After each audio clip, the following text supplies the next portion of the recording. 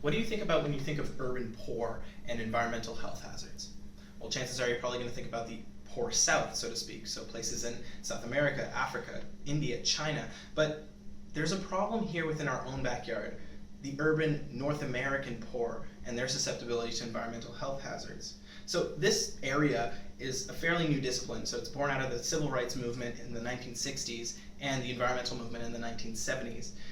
And recent environmental literature actually suggests that impoverished neighborhoods are catalysts for hazard exposure, whether it be air pollution, chemical exposure, naturally occurring hazards. And a lot of studies do agree qualitatively that this is happening, but there is very little quantitative data that actually links environment and poverty together concisely. So a little bit of explanation on urban poor, what I mean by that. So in the United States, the urban poor is qualified as somebody who is making about $23,000 a year for a family of four or under, and 15% of total US population, which is about 46.5 million people, live below this line. And among the 15%, 12.3% or 38 million people live in metropolitan areas. Another aspect of this urban poor in North America is that minorities make up a majority of poor in the US. About 27% of blacks, 25% of Hispanics, 12% of Asians, compared to 10% in whites or non-Hispanic whites. Most people and studies, again, agree that living in poor North American urban neighborhoods have the highest health burden among the population. And this is why. First off, lifestyle could explain it. So not enough money to pay for food, basic needs, and medical attention.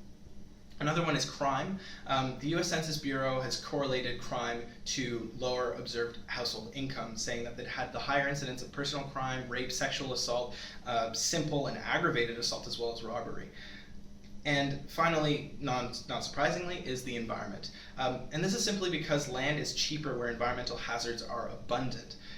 The poor are more likely to be exposed to not only worse air quality, the most noise, the lowest quality of housing and schools, but of particular concern, a wider array of lower quality environments on multiple dimensions. So it's a really complicated aspect. But a lot of studies tend to focus on certain things in particular, like air pollution.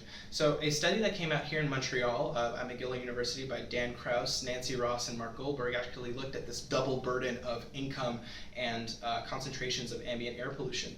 And not surprisingly, they found that concentrations of nitrogen dioxide were a lot higher in lower income areas. And that's a particular concern because they've been proven to have a direct link with respiratory, cardiovascular, and carcinogenic illnesses, not nitrogen dioxide per se, but air pollution in general.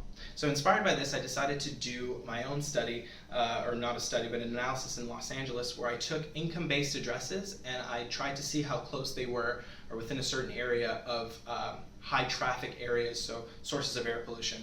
And lo and behold, what I found is that about 97% of those addresses were in the lowest to lower middle income brackets that I was studying for. So again, whether it be in Canada, in Montreal, or Los Angeles, you're seeing a lot more rates of exposure to pollution based on your socioeconomic status. So hazard waste in LA is also a really important aspect of environmental health. It was a case that came up in 1997 and done at Duke University, looking at discrimination in locations of waste treatment, storage, and disposal facilities in Los Angeles in proximity to lower income classes. And what they found was that race, ethnicity, and income significantly correlated with the location of these waste disposal facilities. So as a side note, we tend to pin it as an issue of race, but I think it's an inherent problem with distribution of wealth and that minorities are poor in the US. So minorities aren't put into these hazardous environments because they're minorities, but because they have a higher percent of them within lower income brackets. And finally, the poor are affected in the way that they're able to recover from natural environmental disasters, like Hurricane Katrina. Pre-Katrina, New Orleans had a 28% poverty rate. And although people were asking them to leave and pack up and get ready, citizens to leave before the hurricane arrived, this wasn't a possibility for people living in poverty because they had no way to stock up on monthly food stamps, social benefits, Medicare, or gas for their cars. And today there has been very little effort in terms of allocating resources to the citizens who actually have been relocated to other states and cities to get back home. So what's next in this issue? Well, we clearly established that there's a problem with wealth distribution and how it affects environment and those suffering from poverty.